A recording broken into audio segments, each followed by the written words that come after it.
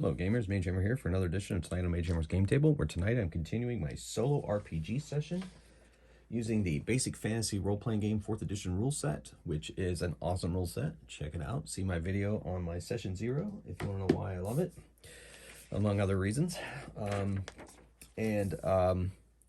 My heroes, Thardor Ambleshield, Lalandra Rusher, Ketho Misty Hollow, and Dark Shadow are all on a mission, a quest, if you will, to find the shards of the shattered crown of Tranistal, which was shattered by an assassin named Grond the Petty, who then took the shards and hid them throughout various places in the Swordlands, which is the wilderness to the west of Tranistal, where he is from.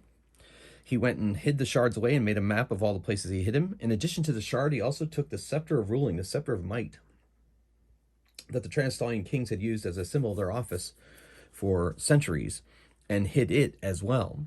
Our heroes, up to this point, have retrieved all 6 shards of the Shattered Crown and have them locked up in the vaults of the Argosian Adventurers Guild, where they currently are.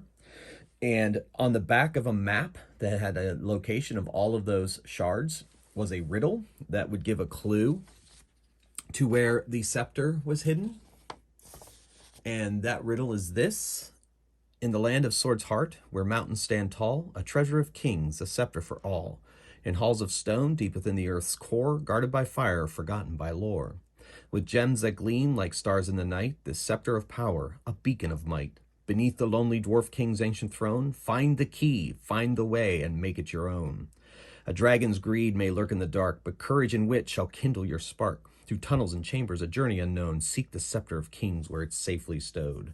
Where am I, you ask? The answer's concealed in Palin's world, a realm well revealed. So gather your companions, heed this decree, and find the scepter's home by the dwarves' decree. So Ketho has been working on this for their entire journey, looking for the shards. He's also inquired for Thardor, and I also visited a dwarven village near the Trundlerack Mountains, and they also talked to the dwarves there. And various people had differing opinions on it, but unfortunately they were unable to gather the clues enough to figure out exactly where it is, though they have a few ideas. So they have decided to enlist the aid of a dwarven sage located here in Argos. So they asked around, and the name they kept coming up with was a dwarf cleric of Tome, which is very odd since the dwarves tend to worship Cathor, but occasionally they will worship another of the gods. And her name is Fanda Secret Hall. Fanda Secret Hall. I better write that down before I forget it.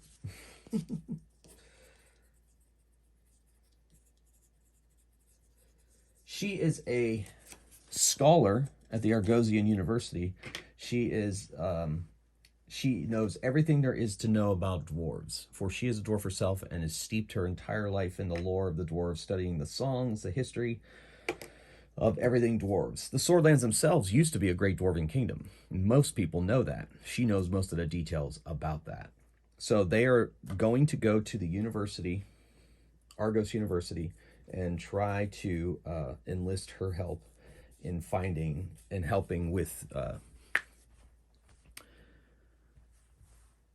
the riddle, and, you know, as to the hiding place of the scepter where Grond the Petty hid it. So they leave the Argosian Adventurers Guild and make their way through the streets of Argos. And, you know, taking the sights of the city, very happy. They ask for directions to the university, and they make their way there.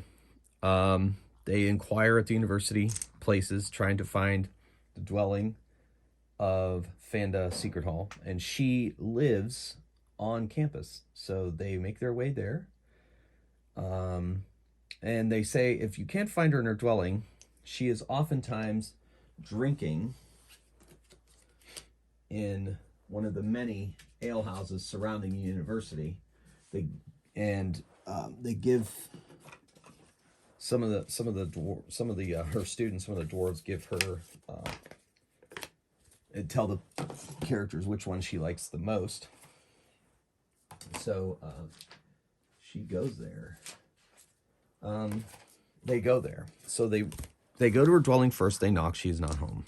So they decide to go to the bar to find her. The pub, if you will.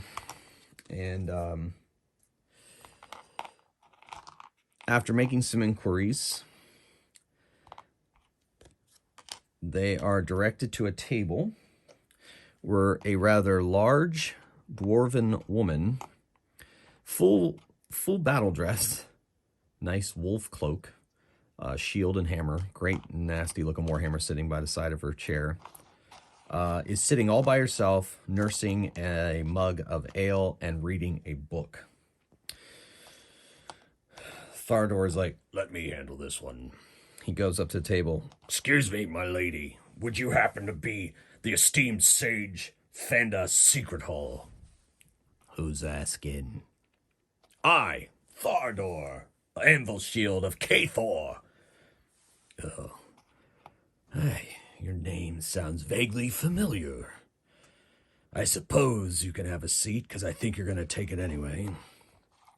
"Yes, thank you. My companions as well." "Hello, I am Lalandra Rusher. This stoic elf over here is Dark Shadow, and the halfling is Ketho Misty Hollow. We are glad to make your acquaintance. Thank you for allowing us to the table. May we buy you a drink?" "I already have one," she says. "Well, yes. Well, if you want another, please let us know." And so they make their orders. As serving wench comes to the table, they order theirs, and she goes about her business. And they say, "Well, what brings us here is we need your help." "Oh, always need the sage's help, don't you?" "Yes, but we're willing to pay." "Well, do tell." Ketho takes out the scroll or takes out the map that has the riddle on it and hands it to her and says, "Yes, we are looking for the location of a item of value, and our patron has asked us to find it, and this riddle is the only clue that we have as to where it may lie. Could you please help us with that?" "Let me see. I like riddles." And she reads it. "In the land of Sword's Heart, where mountains stand tall, a treasure of kings, a scepter for all, in halls of stone deep within the earth's core, guarded by fire, forgotten by lore. With gems that gleam like stars in the night, the scepter of power, a beacon of might. Beneath the lonely dwarf king's ancient throne, find the key, find the way, and make it your own. A dragon's greed may lurk in the dark, but courage and wit shall kindle your spark. Through tunnels and chambers, a journey unknown, seek the scepter of kings where it's safely stowed. Where am I, you ask? The answer's concealed in Palin's world, a realm well revealed. So gather your companions, heed this decree, and find the scepter's home by the dwarves' decree." Interesting. So how much are you willing to pay for the answer to your questions? How does 500 gold sound?" Sold! This one's easy. This is obviously a reference to Hornthaler's vault. The great dwarf king. He was the overking in the third dynasty of the Hornthaler, or third king of the Hornthaler dynasty. Yes, and he was suspicious of all those around him, so he built a secret vault and hid all of his treasures there. Quite clever. But he stocked it with traps. He stocked it with guardians of all kinds. And then legends say he created a key, the talisman key, that he used to go visit his treasures. If those in possession of that key would not come upon any danger and would not activate any of the traps of the vault, or so says the lore. So that is where it is. And where is this Hornthaler's vault? Well, That is a very interesting question. You see, some years ago, a assassin from Tranistal named Grond the Petty apparently came into possession of the talisman key and the location of Hornthaler's vault, made his way there, and plundered the vault before he was taken to Tranistal and beheaded for crimes. Yes, we are quite familiar with that story. We didn't know that he found the vault, though. So he had this key? Yes, he had the key. And where did the key end up? No one knows. He didn't have the treasure on him when he was taken by the Tranistallian crown agents, so who knows? Not 100% sure. Rumor has it he passed it on to some of his family, but then his family was attacked. No one really knows. The legends don't say. Now, as far as Hornthaler's vault. Well, I have this map here. Yes. Let me see. So, what they say is that based on the clues of the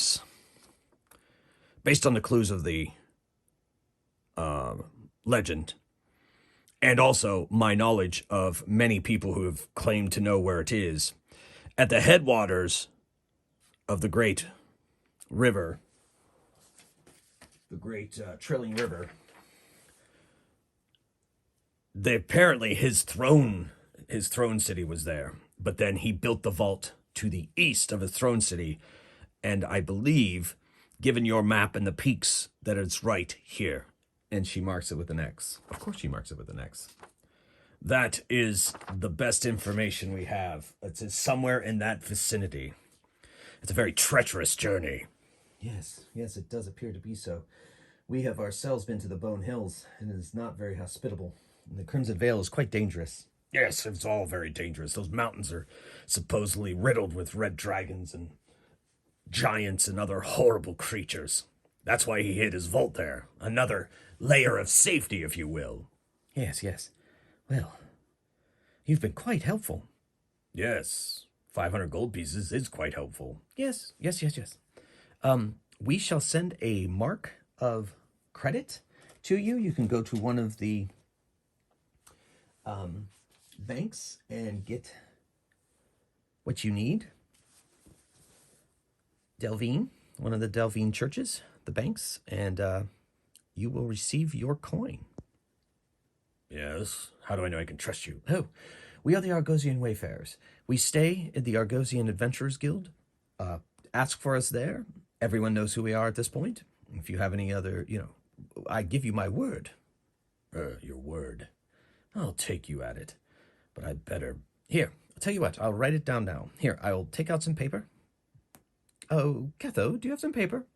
Of course I do. What wizard doesn't? Oh, halfling magic is rare. Yes, thank you. I've studied very hard. Here, he passes over a roll of paper to her and a writing utensil, and she writes down an IOU, essentially, and hands it to Fanda. All right. You're telling me if I take this to any of the Delvine churches? Yes. We'll make arrangements as soon as we leave here, actually. You can ask in any Delvine church, and they should be able to fulfill your mark. We thank you so much for your help. We may inquire again if we run into any other questions. Yes, as long as you're paying. Yes. Well, I'm quite done with my drink, and I think we are going to go now, and we need to... I think we need to talk to our patron. What do you all think? Yes. Well, thank you, Fanda. It's a pleasure meeting you. And you as well, Thardor. Now let's go. So they leave the bar. They leave her to her drinks. And they return to the Argosian Adventurers Guild. And they send message through the message stone that was given to them by Miranda Hall Heathcroft, the one they used before when Thardor fell, and they had to make arrangements to pay a priest up in Northgate to resurrect him. Or raise him, I guess. So, they go to the Delvine church and make the arrangements to pay Fanda for her information, and then they return to the Argosian Guild and send a message to their sending stone. They receive back a message that says, stay at the guild I shall send what you need in a couple days' time. So they're like, okay. So they hang out at the guild, they hang out in Argos, see the sights, train, eat, go their separate ways, resupply themselves for further journeys, and basically have a nice time in town. And each time staying overnight in the Argosian Adventurers Guild, which they pay a premium for, of course. A couple days later, a messenger comes. Yes, hello, I am been sent from Miranda Hall Heathcroft. And he shows her his badge, which it's basically an ID that, you know, cannot be forged and shows that he truly is who he says he is. Yes, and she has sent this. She said that she came upon this in the treasure trove she found the map in, and that it may prove to be valuable. He hands over like a very ornate key on a necklace, a very strong steel necklace. Wait, is this a talisman key? Yes, that's what she called it, the talisman key. She said you were going to be in need of it, since you have solved the riddle. She wasn't sure what it was for, but since your information talked about and what she gathered that this piece, probably from her collection, will work perfectly.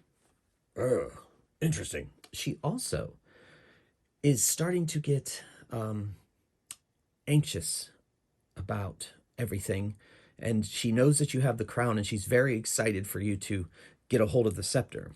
So she has provided you each with a teleportation ring, which is good for 2 uses, one there and one back before its magic is gone. Even my lady's resources are limited, but these are very powerful. These are very powerful items. Yeah, I'd say so. Kethel's like, ooh, teleportation rings. Yes, so here you are. Gives them a nice box of velvet. They open up and there's 4 rings. They put on the rings. Use them wisely. Yes, of course. She also has provided you with more funds if you need any extra traveling cash. And so there you are. Provides them each with another 100 gold pieces each. And she cannot wait and to see her crown, shards, and the scepter to add to her collection. So, if there's anything else, send her a message through the sending stone. And until then, farewell. He turns and leaves. Oh, teleportation rings. Well, if we take out our map here, if the vault is where we think it is, and we have to search a bit, we could probably teleport to Halia's Reach since we've been there, and then make our way into the mountains, through the hills and into the mountains from there. Yes, it sounds like a very sound plan, Thardor. Excellent. What do the rest of you think? Yeah, sounds great, says Ketho. Dark Shadow just nods. So, they've already gathered supplies. They're ready to go. So they're going to spend a nice, calm night in their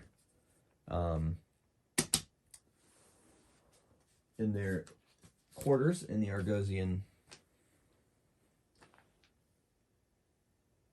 Yeah, in the Argosian Adventurers Guild, and then they are going to teleport to the inn that they went to in Halia's Reach. Then they'll make their way from there into the mountains. Okay, let me get something. Okay.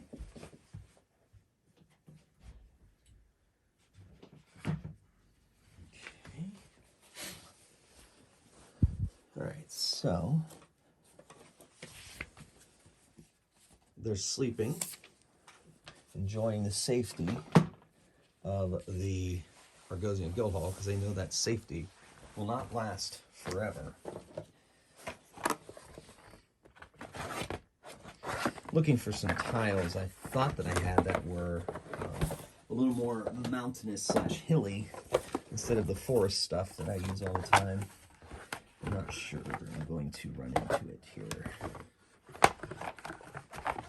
So please forgive the little impasse as I search for it. I don't know if I'm going to find it out. I had it laid out. I mean, I thought I'd gone through all this. So we will... Yeah, I guess I'll just do it like that. Don't spend any more time looking for that. Oops. Okay, so we'll do this for now. This will be our travel space with the stone underneath. That'll do it. That'll be good enough. Okay. So they travel, or they teleport to the inn at Halia's Reach, startling quite a few people as they appear right outside the door. Whoa. And they wave and smile, and then they make their way into the inn. And they spend the night there, pay for the rooms, keep a vigilant though. They know that people are watching. They know that people are interested, though they are not carrying the shards though currently, but they are carrying something quite extra, possibly valuable, but not many people know about that. So they're not taking any chances. So in the morning, they embark upon their journey into the foothills of the Wormspan Mountains and then into the Wormspan Mountains themselves. Now, this is very rugged terrain. I'm going to say it's going to take 2 days through the plains to get to the foothills, and then it's going to take 6 days through the foothills till they get to the mountains. And then they have climbing gear that they've purchased in Argos, and they may end up needing to use that as they make their way along the mountain passes and the mountains, you know, hills and valleys of the mountains and so forth. So it's going to be quite a treacherous journey, but they have plenty of rations. They have climbing gear. They have warm weather gear. They are ready to go. All right, so for the first 2 days, we're going to roll for days and nights. Clear ones will be day, dark ones will be nights, to see if they have any encounters on 1s and 2s. They have 1 encounter during the day in that first stretch. So let's do that first. So they're traveling, well, I guess they're traveling through the plains. And yeah,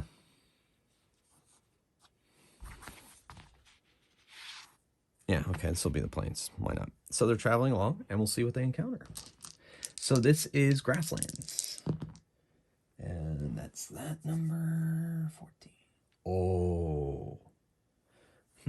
They've encountered those before. They've encountered a lot of these before. Do I want to re-roll and see what's up? Yeah, you know, we've never encountered one of those before. No, maybe I should just stick with what I rolled. Guess that makes more sense. Okay, so something they have encountered before. By the way, the weather is definitely changing. It's getting to be very chilly. Let's see if that's under that or that.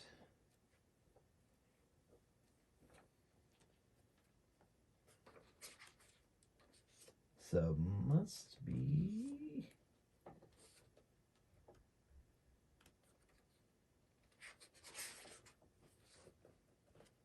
Yeah. Okay, so this is its own thing. So we go here. All right.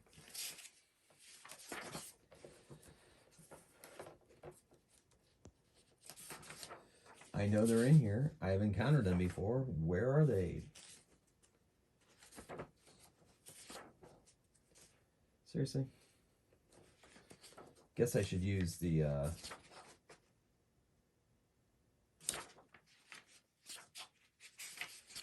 let's go look. There it is. Yep. Okay. So, yes. I think there's only going to be 4 of these things. They do hunt in packs. So let me get those put together here. And we shall jump right into it.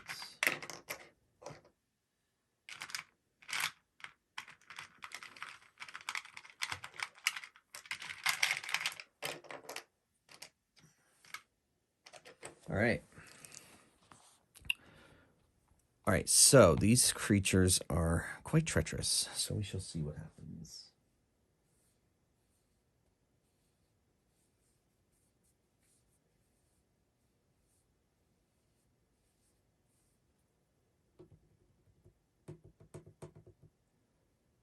All right. Okay, here we go. So we'll see if they're surprised now because they have an elf in the party. They are only surprised on 1s, and they are not surprised. Dark Shadow raises her hand. She raises her hand and says, "Something approaches." And so we're going to roll initiative. And we got Lalandra on 2, the enemy on 3, Ketho on 5, Dark Shadow on 3, and then Thardor on 1. Ketho casts Mirror Image, and he's got 4 images of himself here. And then the creatures and Dark Shadow at the same time. So,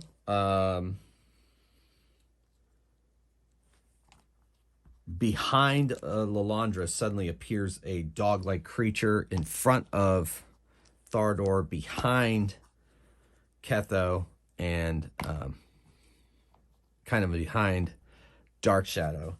They all appear right behind them. And Dark Shadow sees the one on Thardor, shoots off an arrow at it, and she hits it for 1 damage. They have that many hit points. And she hits that one for only 1. All right. So you hit, but with her turn on that, it spoils the back attack of her particular Flicker Beast. And they attack. They get 1 attack each. It's a bite, but the ones from behind Ketho and the one behind Lalandra are at +4 and double damage. So, but Ketho basically just loses his mirror image. One of his images winks out as the dog snaps down on it. Lalandra, however, she is attacked. And that's 17. That is a hit. It does D6 damage times 2. So 6 damage on her. Bringing her down to 25. Yikes. And then the attack on Thardor and the attack on... Oof. Both of them are hit. Transparent one will be Dark Shadow. 5 damage to Dark Shadow, 3 damage to Thardor. So she's at 11. She's at 11. And Thardor is at 18. Woo! Okay. So now Lalandra spins around to attack hers. Now, before they get attacked, Blink Dog's allowed a saving throw versus Death Ray. So it's going to make a saving throw versus Death Ray. They save as 4th level fighters. And it makes it so it teleports D6 10 feet away in go 1, 2, 3 this way. So it's only 10 feet away over here. Teleports away. And thus spoils the attack. However, she moves up on it anyway because she still has her movement to go. Thardor goes to attack his. We'll see if it teleports away. It does. Yes, it also teleports away. It teleports away a D6. 50 feet away at which direction? So 6 o'clock. I guess. I should roll a D12, I guess. I'll just use the clock. 10, so goes this way, 60 feet. All right, so he's not able to attack it. And then that brings us to initiative. 5 for Thardor, nice. 5 for Ketho. 6 for Dark Shadow. 4 for the Flicker Beasts. And 1 for Lalandra. So Dark Shadow backs. She puts her back to Thardor. Says back to back, and just fighting withdrawals that gets her back up to Thardor. Does not try to attack at this point. Ketho, however, spins around and unleashes a magic missile. I am going to give it a. It does not make its saving throw and takes 4 damage from a magic missile. Woohoo. All right, so it's in there, and Thardor, he moves around to attack the one on Dark Shadow, and it gets a saving throw. It fails the saving throw, so he's actually going to get an attack off. And he hits armor class 15, which is just enough to hit the creature, and does 3 damage to it. All right.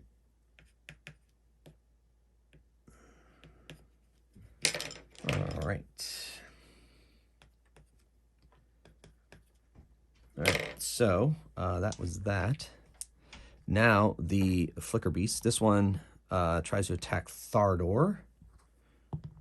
And 8 plus 4 is 12, misses. This one attacks, winks out an image on Ketho.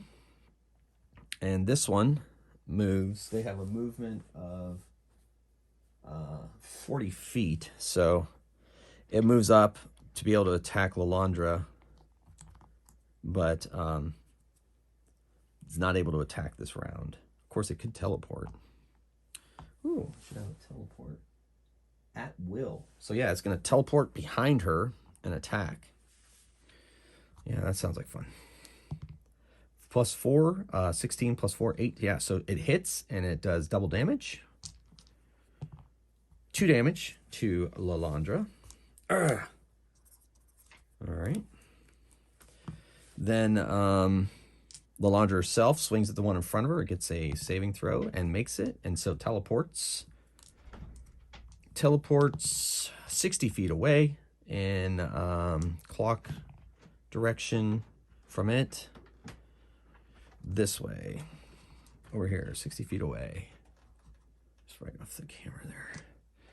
So she is unable to, she swings and misses. And so that brings us now to initiative. All right, so the Flicker Beasts go on 1, Lalandra on 2, Thardor on 4, Ketho on 4, Dark Shadow on 5.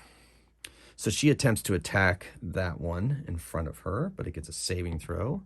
It fails the saving throw, so she actually gets to attack with her short sword, and she misses. And then Ketho's like, oh, I can't take it. So if these, he focuses on the one in front of me, casts Sleep in front of it.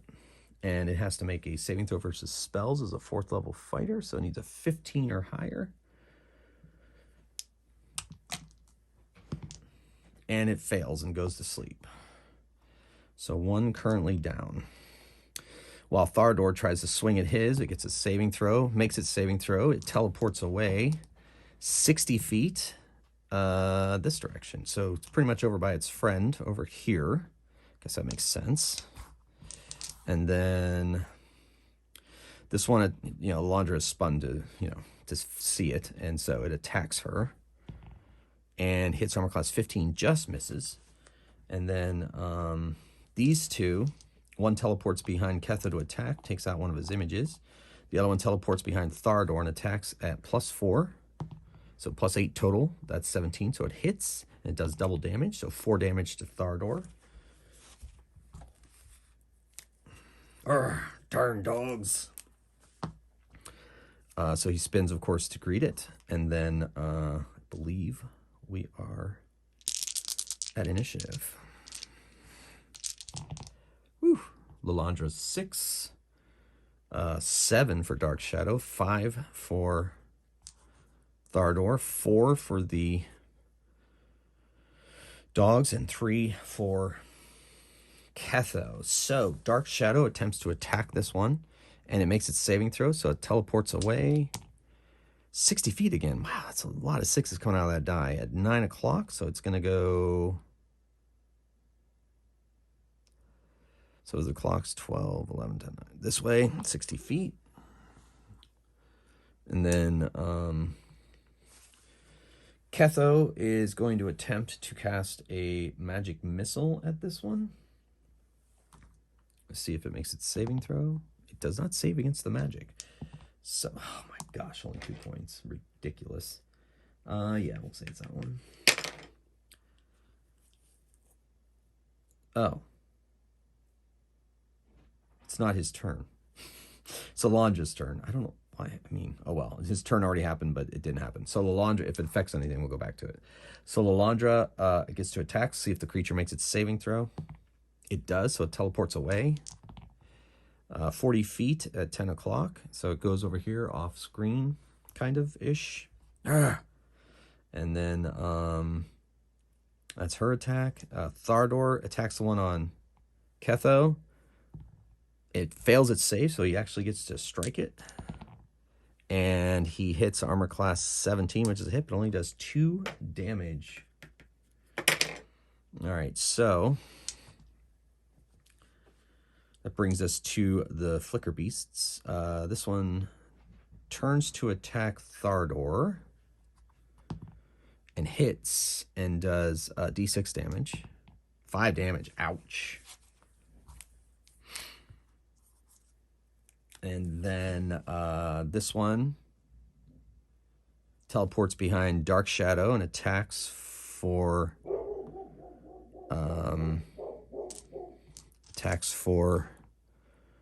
+4, so +8 total on this attack. And misses, natural 1.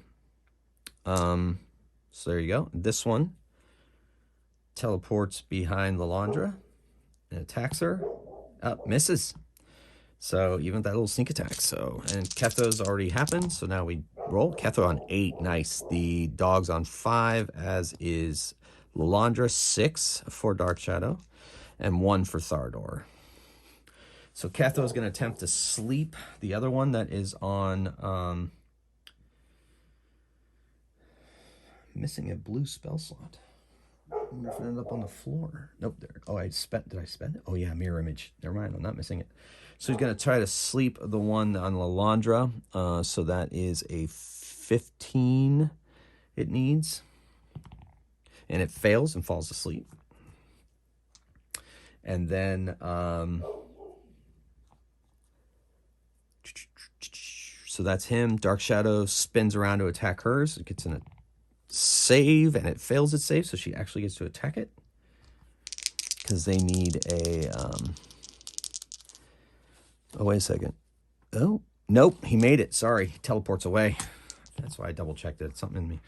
So 50 feet this way, away from her attack. And then they attack.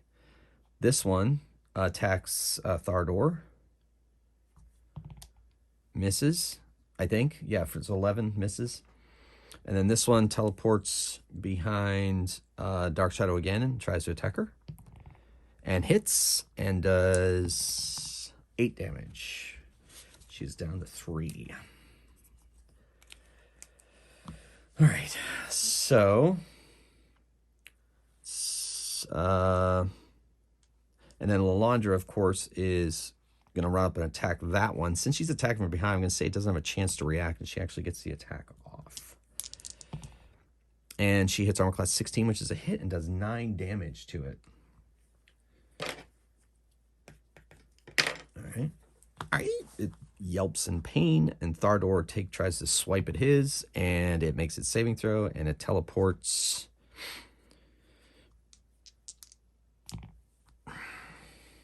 10 feet away at 8 o'clock. So that is 90, only 10 feet over here. Okay. And then he can't get his attack, but he does move on it because it's so close. All right, so they go on 3, Dark Shadow on 3, Thardor on 3, Lalandra on 3, and Ketho on 3. Everybody's going pure simultaneous. Love it. All right, so Ketho moves over here a bit and tries to sleep the one on Thardor with another spell slot. It has to make a saving throw. It needs a 15 or higher, and it fails, but it also gets to attack Thardor before it goes down. So we're going to have it attack, but since its attack is happening simultaneous as well as Thardor's, they're actually going to be swinging at each other. And they hit each other, and Thardor does 8. And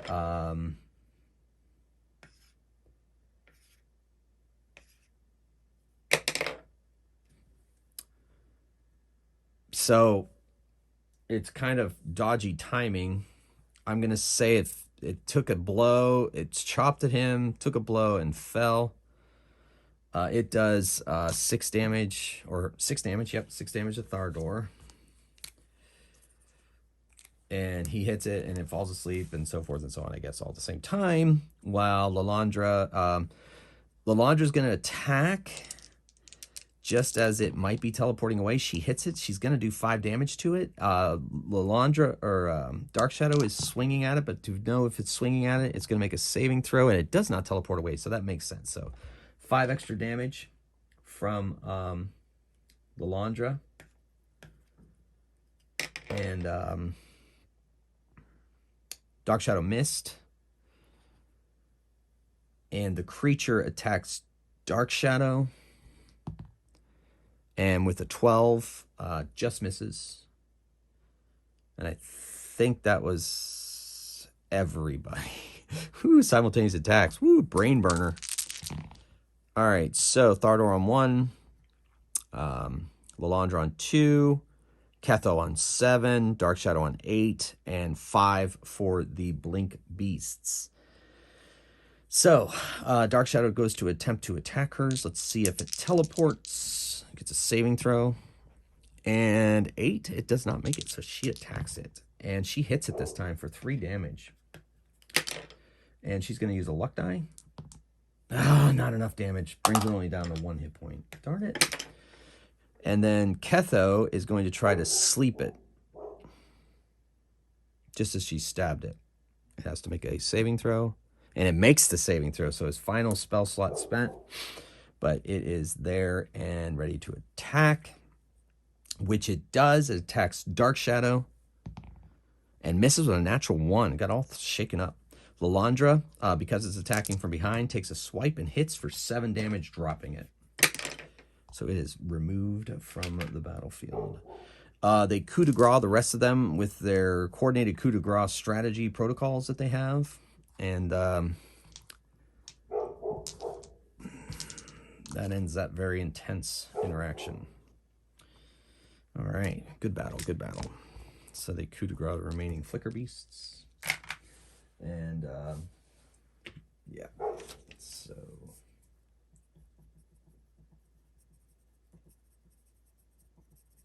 All right, and then they continue on their way. Okay, they spend a night. Thardor uses all of his Cure Light Wounds. They use their healing stones and bring everybody up to full. Those will recharge overnight.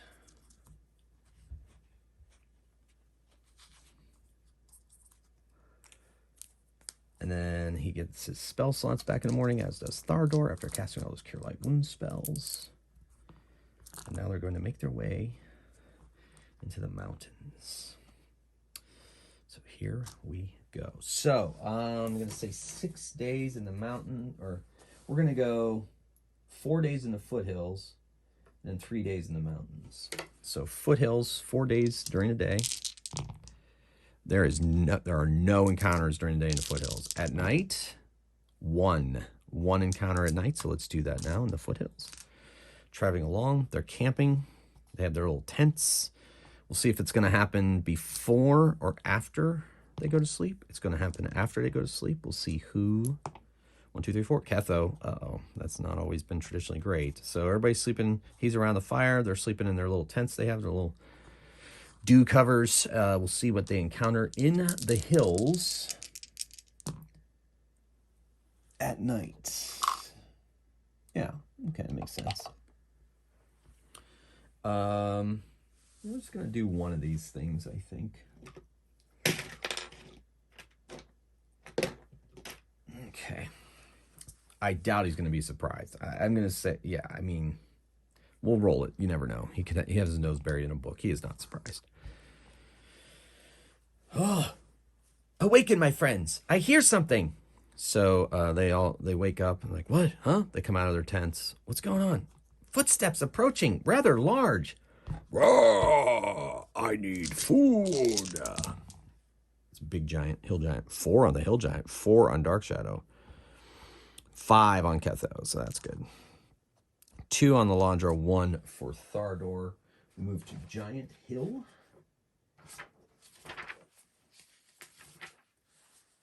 not wearing any armor. He has a giant club, and he is hungry. So, Ketho unleashes a magic missile.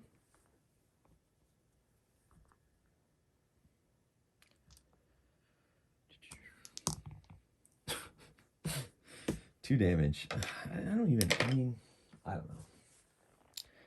It just seems like I roll a lot of ones. Maybe it's my imagination. There's not anything wrong with that, I guess. But so 16,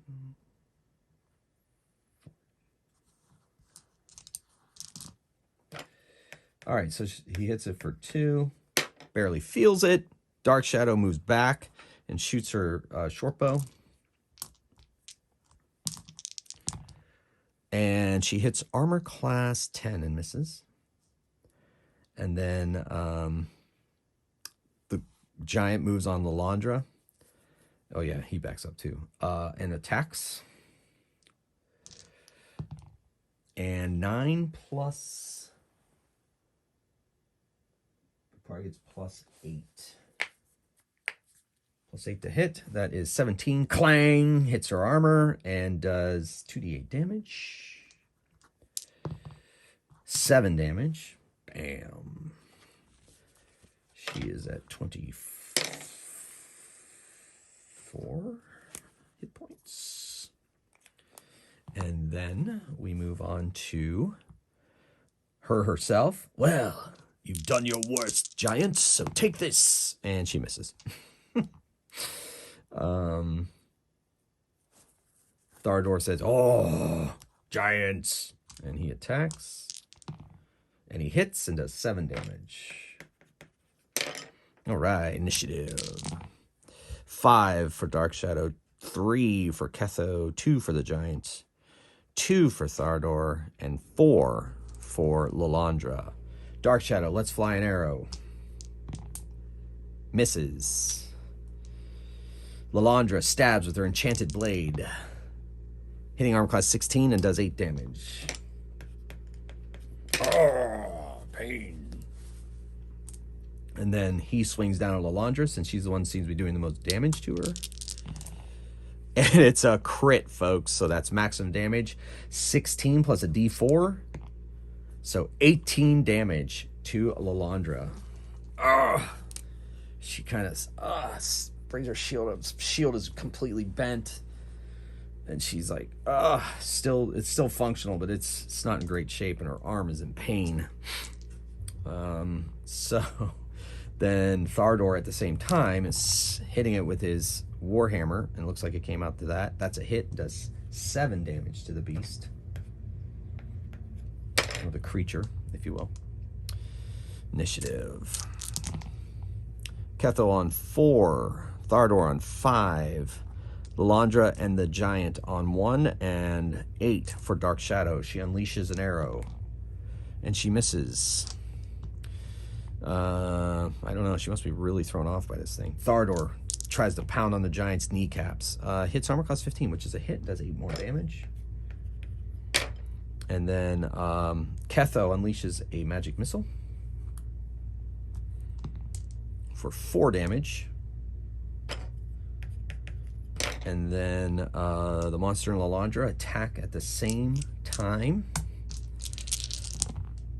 And she misses with a natural 1, and the giant hits her for 9 more damage. So she has to use luck dice to avoid that damage. So that's only 3 more damage.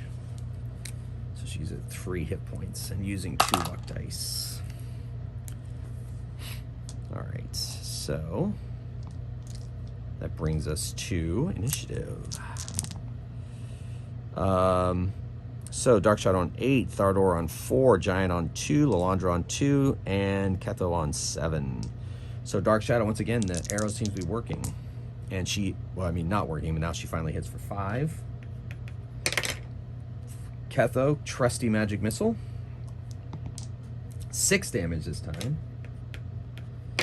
And then Thardor takes a swat at it, and it brings it down. Hill Giant goes down. All right. Ugh, I hate giants. I'm not sure anybody really likes them, says Ketho. All right, so we need to heal Lalandra, so he's going to use 4 dice. 5, all 5 on her. So that's 11, 15, 18, 23 plus 5, 28. So that brings her to 31, exactly her total. Doesn't look like anyone else is injured. Maybe, yep, nobody else is injured. So his healing thing, so in the morning he will pray and they will return to him, as does Ketho studies and regains his spell. And so now we're entering the mountains. I'm going to say it will be a 3-day journey, and then we're going to have to do some searching. They're going to have to search a little bit when they get there. So we'll do 3-day journey in the mountains. During the day, 1 encounter, and during the night, 1 encounter. Let's see. The day encounter will be on the 2nd day. The night encounter will be on the 2nd day. So both in the same day. So that will add a little extra. So they make their way into the mountains. It's cold. They put on their warm weather gear. And they are enjoying the sights, but it's hard going. Sometimes they have to climb a little bit. Sometimes they're able to find some flatter surfaces along the sides of mountains as they make their way along the way. They have not yet tied themselves together because nothing has been that sheer yet, and they found many places to walk. So they are making their way through the mountains now.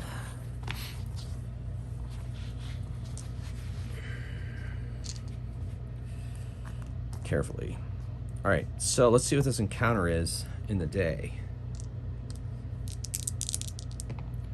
6 in the mountains. Oh, that makes sense. I even have a mini for that. Where'd you go? There he is. Okay. Now, I'm not sure. I'm going to see how many there are as to decide whether these things are actually going to attack or not.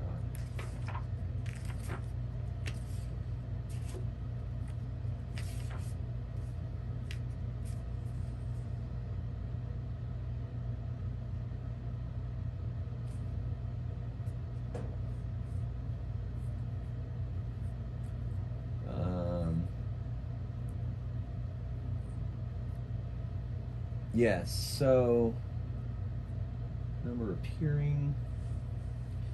Let's see how many that we roll. 4.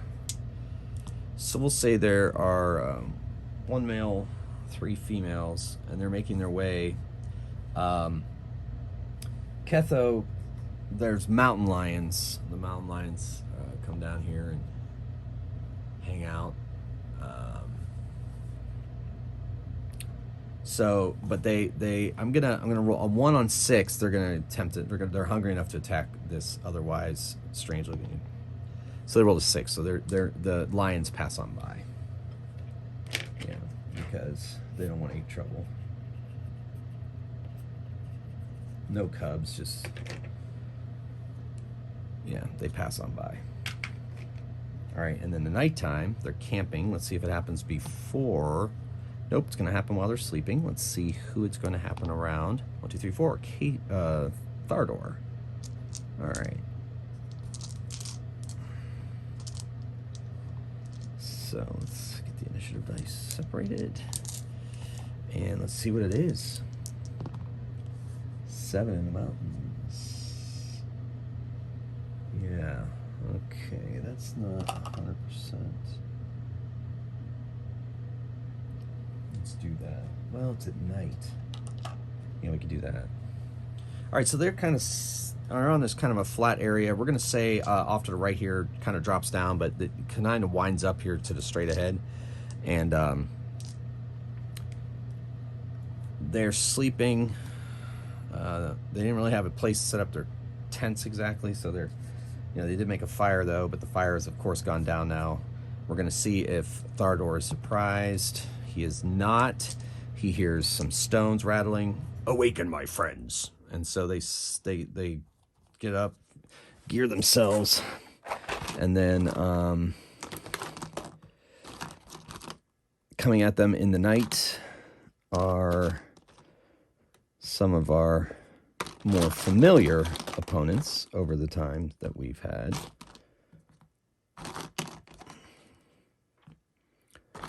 some arrows fly at them first.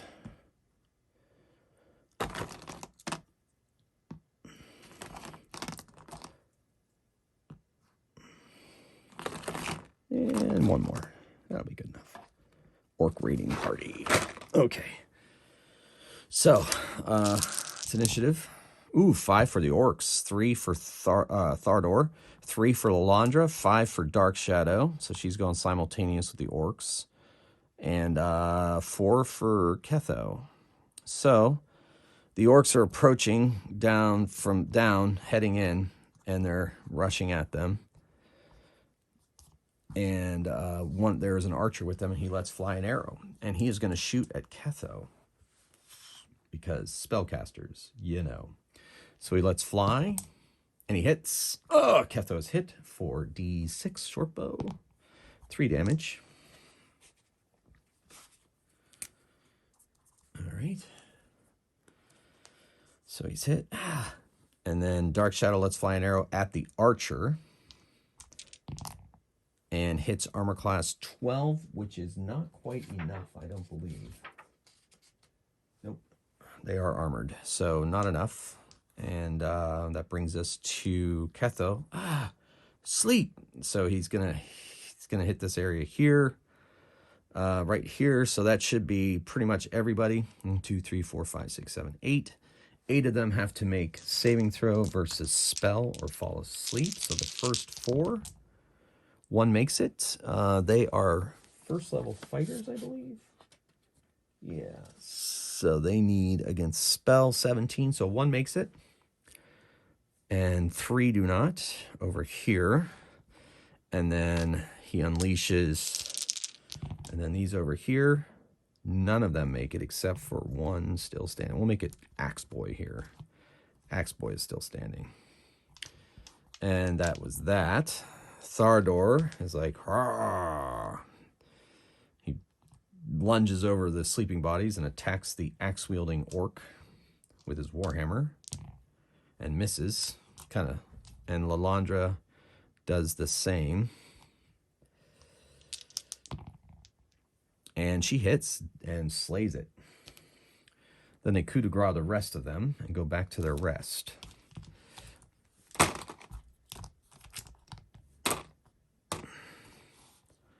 And they send the rest of them off. They just throw them off the side here of the mountain.